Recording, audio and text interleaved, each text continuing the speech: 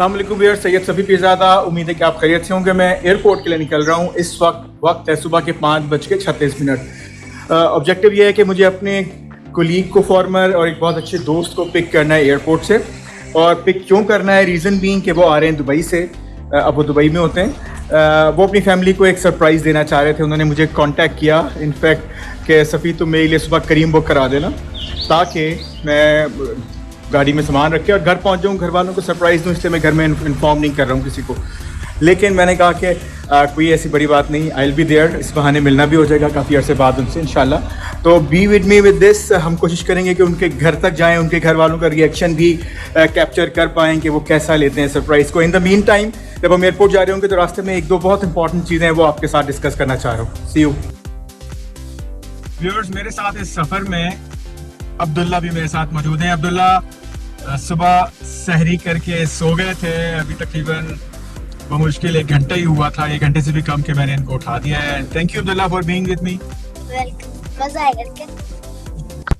तो 2-3 चीजें जो मैं आपके सामने रखना चाह रहा था वो ये कि चंद एक एड्स टीवी पे आ रहे होते हैं जिसको मैं देखता हूँ तो काफी उनके इंटेंशन पे मुझे शक नहीं है जिस इंटेंशन से एड्स बनाए जा रहे हैं। लेकिन द इशू इज कि जो मैसेज वहां दिया जा रहा है, मुझे लगता है टाइम्स वो काफी हर्ट करने वाला हो सकता है, तकलीफ दे हो सकता है बहुत सारी कम्युनिटीज के लिए। फॉर एग्जाम्पल, मैं सबसे प्राइम एग्जाम्पल जो मेरे जहन में आती है वो है पोलियो के हवाले से बनाए जाने वाले एड। आप ये देखते हैं कि लोगों को वो मोटिवेट करना चाह रहे होते हैं कि किस तरह नुकसानदेह हो सकता है लोग अगर पोलियो के कतरे अपने बच्चों को ना पिलवाएं, उनके बच्चों के लिए परेशानी का बाइस बनेंगे। लेकिन जिस तरीके से ये दिखाया जाता है कि वो बच्चे जो अल्लाह ना करे इस वजह से पोलियो के मर्ज में मुब्तला हो जाए कि उनके वालिदैन ने उनको कतरे नहीं पिलाए, तो एक तरह से उनकी जिंदगी खत्म। अब वो मजबूर हो गए, अब वो लाचार हो गए, अब वो अपना कोई काम खुद कर ही नहीं सकते। अब हमेशा के लिए किसी ना किसी के सहारे की जरूरत पड़ेगी उनको, जबकि ऐसा तो नहीं है। हम देखते हैं हमारे आसपास, मेरे जानने वालों में ऐसे लोग मौजूद हैं। और फिर सिर्फ पोलियो नहीं, वो माजूरी जिस्मानी तौर पे कोई थोड़ी बहुत कमी बेशी वो तो किसी भी वजह से आ सकती है, तो एक्सीडेंट की वजह से भी आ सकती है। आप ये बात जरूर कर सकते हैं कि लोगों की क्वालिटी ऑफ लाइफ वो यकीनन मुतासिर होगी। इसको आप हाईलाइट कर सकते हैं। बाकी आपने मेडिकल इश्यूज उसके तौर पे उसको एक्सप्लेन आपको करना चाहिए। उसको अगर आप मजहबी हवाले से हाईलाइट करना चाह रहे हैं कि कितना इंपॉर्टेंट है कि वालिदैन अपना ये फरीजा पूरा करें, उस हवाले से करें, वो किया भी जाता है काफी हद तक। लेकिन उसके शुरू में जो वो मैसेज है जहां फॉर एग्जाम्पल दिखाया जा रहा है कि वो बच्चा सिर्फ बैठा हुआ देख रहा है दूसरे बच्चों को, वो कुछ नहीं कर सकता, ऐसा तो कतई नहीं है। अब वो बच्चे जो ऑलरेडी इस चीज से गुजर रहे हैं, उनके दिल पे क्या गुजरेगी, उनको क्या मैसेज दिया जा रहा है कि बस उनकी जिंदगी खलास? नहीं, ऐसा तो नहीं। हाँ, आप उसी मैसेज को कोई इस तरीके से दें कि जो बच्चे ऑलरेडी इससे या जो लोग इस सूरत हाल से गुजर रहे हैं वो भी कोई मोटिवेशन पाएं। हाँ, उनको एक अफसोस दुख तो जरूर होगा कि उनके वालिदैन ने काश उनको पोलियो के कतरे पिलाए होते, या काश ये ऐसा ना होता। ये वाली चीज तो नेचुरल नॉर्मल है, आएगी। लेकिन उनको अपनी जिंदगी बेमकसद होने का एहसास ना हो, ये मैं चाह रहा था आप इस पर गौर करें। सिमिलरली मैं देखता हूँ कि कहीं कैंसर के इलाज के हवाले से जो एड्स बन रहे होते हैं उसमें भी मुझे कहीं ना कहीं फील आती है बहुत ज्यादा मायूसी और परेशानी। और वो भी है, नो डाउट परेशानी की बात तो है, लेकिन अगेन लोगों को वो जो एक फाइट करने के लिए जो मोटिवेट करने का एक मैसेज होना चाहिए, एक उनके अंदर जज्बा पैदा करने की एक कोशिश होनी चाहिए, वो मुझे नजर नहीं आती। सिर्फ इस वजह से आप लोगों से चंदा वसूल करें कि लोगों की मायूसी को देख के लोगों का दिल नरम हो, ये कोई बहुत मुझे लगता है कि अच्छा तरीका नहीं है। लोग ऑलरेडी ये जानते हैं कि कैंसर एक मुश्किल बीमारी है, फाइनेंशियली बहुत टफ होती है, फिजिकली, बायोलॉजिकली, साइकोलॉजिकली बहुत टफ होती है। लोगों को आइडिया है तो उसको बहुत बहुत ज्यादा प्रमोट करने की बजाय लोगों का जो जज्बा है चंदा देने का, उसको उजागर करने के लिए आप बात करें, वो बहुत जरूरी है। रेदर देन मायूसी की शक्ल वो दिखाना, गुर्बत की शक्ल पेश करना बहुत ज्यादा।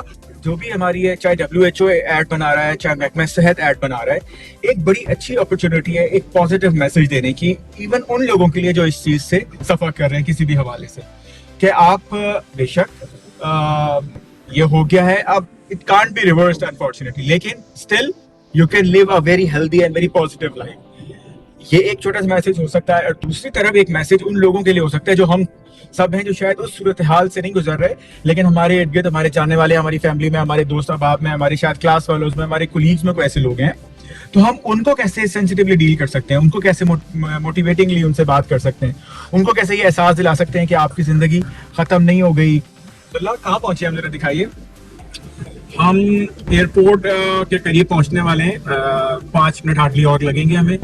और आई बिलीव के मेरे कुलीग जो आ रहे हैं उनको हमारी वजह से इंतजार नहीं करना पड़ेगा। जो मैंने कैलकुलेशन की उसी हिसाब से मैं चल रहा हूँ कि इंटरनेशनल फ्लाइट से जब आप बाहर आते हैं तो आपको तकरीबन मिनिमम एन आवर और 1.5 घंटे तक भी लग जाता है। तो इंशाल्लाह इसी कैलकुलेशन को लेके हम चलें। और बड़ा खूबसूरत वक्त है, आप देख रहे हैं सूरज निकलने वाला है। इस वक्त नॉर्मली हम लोग इतना ज्यादा घरों से बाहर कम निकलते हैं।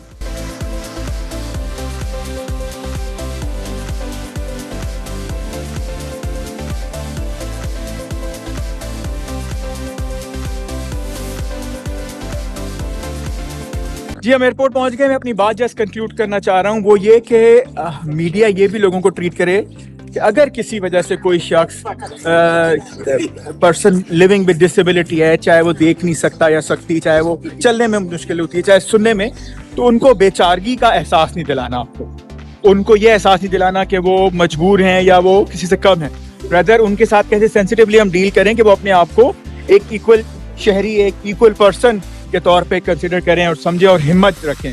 अगर उनको बहुत ओहो क्या हुआ, बड़ा अफसोस हुआ, ये तो ना होता, तुम्हारे वालिदैन में ऐसा जुल्म कर दिया और तुम तो अब कुछ नहीं कर सकते, ये तमाम बातें, तुम्हें कुछ जरूरत हो तो मुझे बताना, मैं तुम्हारी मदद करूंगा, ये वाली एहसास बातें जो है ना, अगेन मैं कहूँगा नीयत आपकी बुरी नहीं है, लेकिन इन बातों से ये एहसास जरूर उजागर होता है किसी के अंदर। हो सकता है कि शायद अब मैं बहुत सारी चीज़ें खुद नहीं कर सकता, जबकि आप ये देखते हैं कि हमारे इर्द गिर्द बहुत सारी ऐसी बेहतरीन एग्जांपल्स मौजूद हैं जहां हर तरह के चैलेंजेस का सामना करने के बावजूद लोग एक बहुत हेल्दी और इंडिपेंडेंट लाइफ गुजारते हैं और अपने बारे में, अपनी ज़िंदगी के बारे में खुद फैसले लेते हैं और लोगों की मोहताजी की राह नहीं अपनाते। लेकिन कुछ ऐसी एग्जांपल्स भी हैं जो बिल्कुल दिल छोड़ देते हैं और लोगों पे मोहताज होने लगते हैं।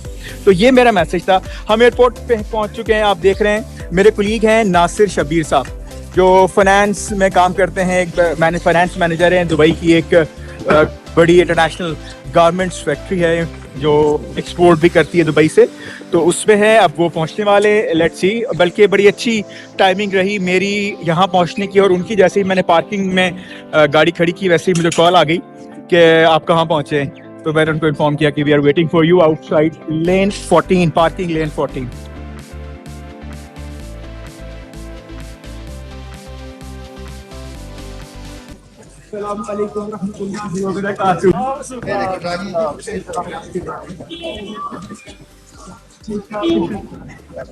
Good to see you.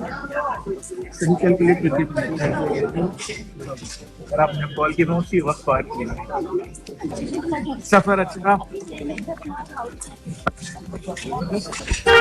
Abdullah कोई उठा के लाया। सर आपके लिए ब्लॉग बन रहा है अभी। तो सफर अच्छा रहा आपका? शक्ल ठीक है, बिल्कुल सही है। जैसी रात को जागे हुए शख्स की होनी चाहिए वैसी शक्ल है।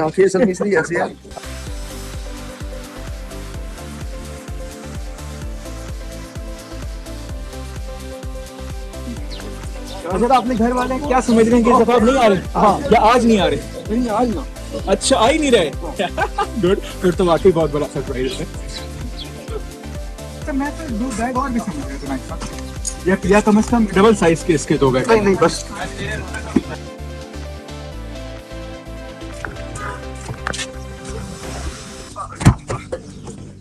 अब्दुल्ला जी, व्यूअर्स, नासिर साहब हमारे साथ हैं। हम रवाना हो गए एयरपोर्ट से और हम जाएंगे वहाँ और कोशिश करेंगे नासिर साहब जहाँ तक हमें अलाउ करें उनके बाल बच्चों के एक्सप्रेशंस इसमें आ सकें। उनके साहबजादे दरवाज़ा खोलेंगे या जो भी खोलेगा तो फिर आई होप के नहीं, साहबजादे का तो एक्सप्रेशन लेंगे। तैयब होंगे ना? बिल्कुल सही। कौन सा लेंगे मुझे बताएंगे, रूट कौन सा? रूट आप मोटर में चले, हम मुझे बताएंगे किस तरफ से, कौन सी एग्जिट से? वो इस्लामाबाद पिशावर वाला जो है। अच्छा, पिशावर की तरफ जाएंगे। ये तो पिशावर है। इस्लामाबाद पिशावर। लोगों छोड़े हुए कितने साल हो गए मुझे? आपको? हाँ, 10 साल नहीं, 8 साल। 8 साल, 9 साल से होगा।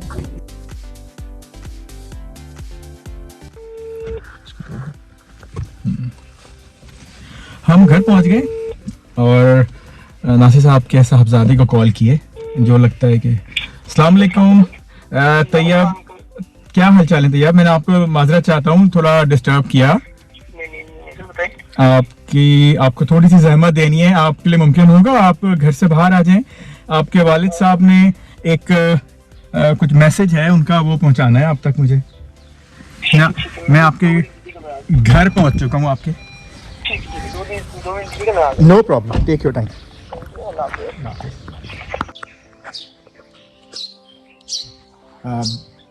वेट कर रहे हैं, बेचारा तैयब सो रहे थे, नासिर साहब के बेटे, वो उठे हैं तो बस हम ख्याल में हाथ मुंह धो के शायद थोड़ा चेंज करके नीचे आ रहे होंगे। तो वेट कर रहे हैं, लेट्स सी, थोड़ा सा एक्सप्रेशंस देखने वाले होंगे, क्योंकि लिटरली वो लोग यही समझ रहे थे कि इस दफ़ा उनके वाले सब नहीं आ रहे। तो बहुत खूबसूरत उन्होंने घर सेट रखा हुआ है, बाहर खूबसूरत फूल है, मल्टी कलर गुलाब है। और अब्दुल्ला करीब से दिखाने लगे अच्छे बोला यार, सॉरी सुबह सुबह आपको रहमत दी। मैं पहले तो ये सोचा था मैं सही जगह पे पहुंचा हूँ कि नहीं पहुंचा हूँ। ये मेरे बेटे हैं जी अब्दुल्ला, आपके खूबसूरत गुलाब उनको लग रहे थे उसकी वीडियो सही है। इस दफा वाली साहब ने प्रोग्राम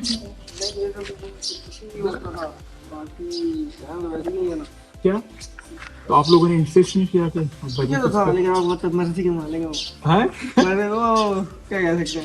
सॉरी अब्दुल्ला आपकी वीडियो बनाना शुरू।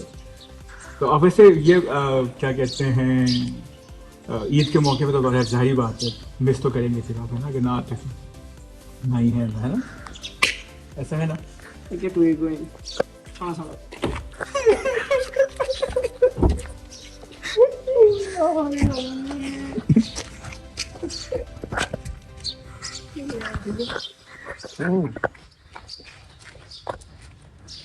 जो आपने आखिरी लाइन बोली है ना, मुझे समझ आई थोड़ा थोड़ा क्या हो रहा है। क्या आखिरी लाइन बोली है? वही बोली क्या? कैसा रहा जी?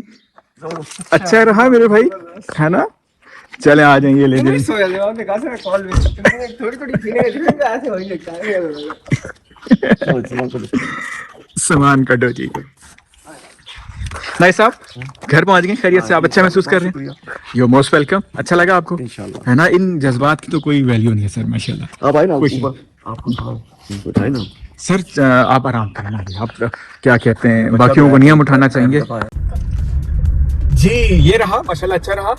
आपने भी शायद फील किया हो, जो कई महीने बाद बाप बेटा के जो तासुरात हो सकते हैं, मिलने के खुशी के इमोशनल, वो देखने को मिले नेचुरली सो। तो अब उम्मीद है कि इंशाल्लाह इन लोगों की ईद को चार चांद लग जाएंगे और अल्लाह सबको अपने प्यारों के दरमियान रखे, जो कुछ अरसे के लिए अपने प्यारों से दूर भी होते हैं, चाहे वो वालिदैन हो, चाहे वो बेटा बेटी हो, बहन भाई हो, अल्लाह उनको जल्दी मिलाए और खुशियों में मिलाए और सबको खुश रखे। हाँ अब्दुल्ला, कैसा रहा? हाँ मज़ा आया, उनके एक्सप्रेशन भी देखते हैं, मज़ा आया। इस बार एयरपोर्ट का चक्कर भी लग गया, अच्छा सा सनराइज भी देख लिया और अभी भी अच्छा टाइम हो रहा है, तो मतलब ओवरऑल मज़ा आया। वहाँ पहले आए थे अब्दुल्ला? नहीं, ये वाह जो है ना, यहाँ बहुत बड़ी ऑर्डिनेंस यानी कि असलहा बनाने की फैक्ट्री है, बहुत बड़ी पाकिस्तान की, और हेवी इंडस्ट्री है ये। और यहाँ से पाकिस्तान जो बनाता है वो अपनी ज़रूरियात पूरा करता है और एक्सपोर्ट भी करते हैं व्यूअर्स। क्योंकि नंबर 1 आज छुट्टी का दिन है, नंबर 2 रमज़ान है और सुबह के तकरीबन 7 बजे का वक्त है, तो बिल्कुल सुनसान। हमें रास्ते में मोटरवे के ऊपर भी बड़ा सुनसान रास्ता मिला और ये कॉलोनी के अंदर तो और ज़्यादा खामोशी है और सुकून है। तो अभी जाके क्या करेंगे, सोएंगे या कुछ मसरूफियात और होंगी? पहले सोऊंगा कुछ देर, फिर टीवी। जी ये जीटी रोड है और हम टुवर्ड्स रावलपिंडी ट्रेवल कर रहे हैं, और इधर वहाँ के अंदर ही थोड़ा आगे जाएंगे तो शेल पेट्रोल पंप है और वहाँ से लिंक रोड है मोटरवे की, हम मोटरवे चले जाएंगे क्योंकि वो बहुत साफ रास्ता होता है। और तो रश तो जीटी रोड पे भी नहीं होगा, लेकिन वो रास्ता ज़्यादा नीट एंड क्लीन है। तो जब हम यू टर्न लेने जा रहे हैं, यू टर्न लेके हम फेस कर लेंगे पेशावर की तरफ, लेकिन मैं पेशावर तो जा रहा नहीं, शेल पेट्रोल पंप आएगा और वहाँ से हम लेफ्ट हो जाएंगे।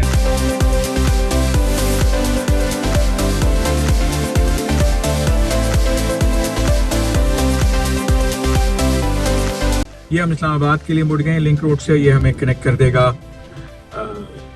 मोटरवे के साथ M1।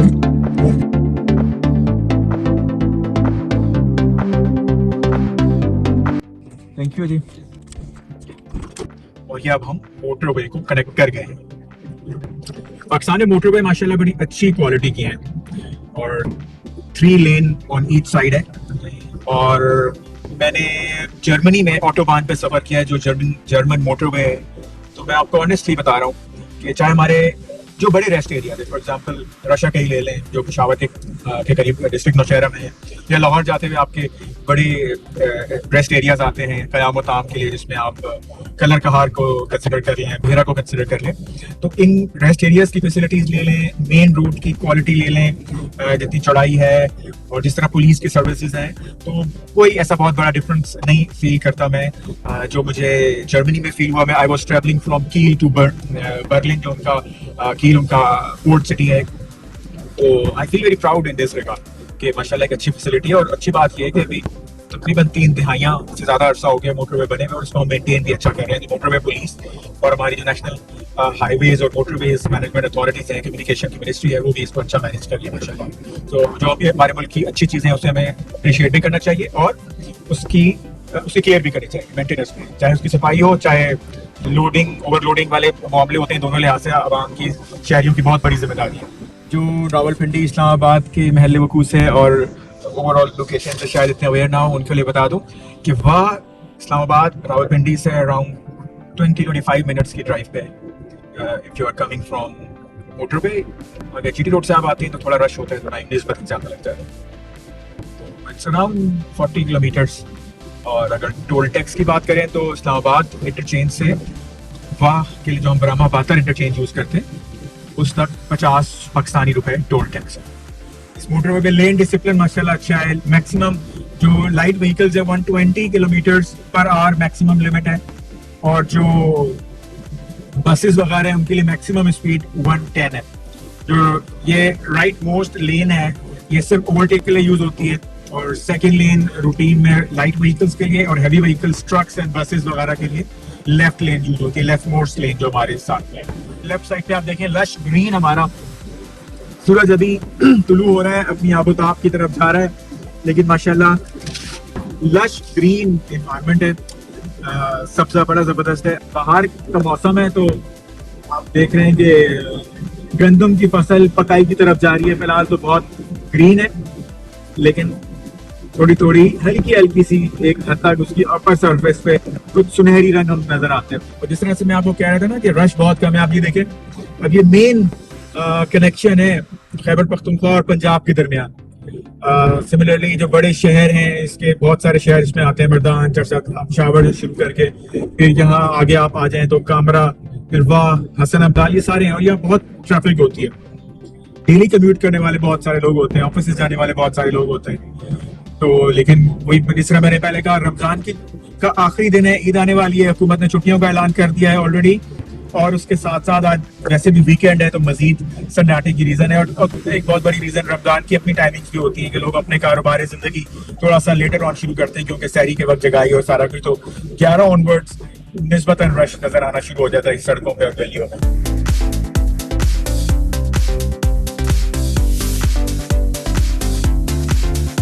ये जी हम इस्लामाबाद टोल प्लाजा पहुंच गए हैं, और जो मैंने आपको फासला बताया था, वक्त बताया था कि अराउंड 20-25 मिनट्स लगते हैं, वो मैंने टोल प्लाजा बताया था। बाकी आप पिंडी में किस पॉइंट से आ रहे हैं और इस्लामाबाद शहर से किस पॉइंट से आ रहे हैं, टोल प्लाजा तक आपको कितना टाइम लगता है, that is a separate subject of discussion. अगर आप इस्लामाबाद पिंडी के बिल्कुल दूसरे एंड से आ रहे हैं तो आपको 1 घंटा भी लग सकता है टोल प्लाजा तक पहुँचने में।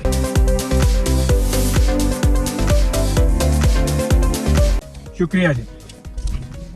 इस्लामाबाद टोल प्लाजा से आप हार्डली 1 किलोमीटर आते हैं, बल्कि शायद उससे भी कम, तो लेफ्ट साइड पे आपको ले लेना है। अगर आप सीधे चले जाएंगे तो आप टुवर्ड्स लाहौर और साउथ पाकिस्तान की तरफ रवाना रहेंगे, और अदरवाइज हमें लेफ्ट लेना है। हम लेफ्ट ले लेंगे ताकि हम इस्लामाबाद सिटी और रावलपिंडी सिटी की तरफ जा सकें। और ये हमने श्रीनगर हाईवे को टच कर लिया है, which is a part of Islamabad, और ये श्रीनगर हाईवे का वो एंड है जो हमें मोटरवे से कनेक्ट करता है। जी व्यूअर्स, इसके साथ ही हम अपने घर पहुंच गए तकरीबन। आई बिलीव कि आपके लिए अच्छा रहा होगा। बहुत प्रीशियस इमोशंस और मोमेंट्स को हमने कैप्चर किया, जिसके लिए हम स्पेशली मैं नासिर साहब का बहुत शुक्रगुजार हूँ। उन्होंने मुझे अलाउ किया कि मैं उनकी वीडियो बना लूँ। थोड़े से वो हेजिटेंट भी थे क्योंकि हर एक कैमरे के सामने इस तरह नॉर्मल उसमें नहीं आ रहा होता, लेकिन आई स्टिल थैंक हिम कि उन्होंने आखिर में मुझे अलाउ किया। उनके बेटे का, तैयब का बहुत शुक्रिया कि आपको भी मैंने कैप्चर किया। आप खुश रहें, आबाद रहें, अल्लाह करे कि आपके वालिद साहब ज़्यादा से ज़्यादा आपके साथ वक्त गुजारें। अल्लाह हर एक के वालिदैन का साया उनके सर पे कायम रखे। जिनके वालिदैन अभी नहीं रहे इस दुनिया में, उनकी अगली मनाजिल आसान करे, उनकी मग़फ़िरत फरमाए, उनकी दर्जात बुलंद फरमाए। इंशाल्लाह अगले ब्लॉग में फिर मुलाकात होगी। टेक केयर, अल्लाह हाफ़िज़, पाकिस्तान जिंदाबाद। ओ सॉरी, अब्दुल्ला का भी बहुत शुक्रिया। अब्दुल्ला इस वक्त शदीद नींद में, और 2 दफ़ा रास्ते में अब्दुल्ला की आँख भी लग गई थी। तो Abdullah, thank you very much, you did a good job despite being sleepy and it means a lot to me and I wish you all the best। सब लोग अब्दुल्ला का चैनल सब्सक्राइब करें, फन लर्न अब्दुल्ला, ठीक है अब्दुल्ला।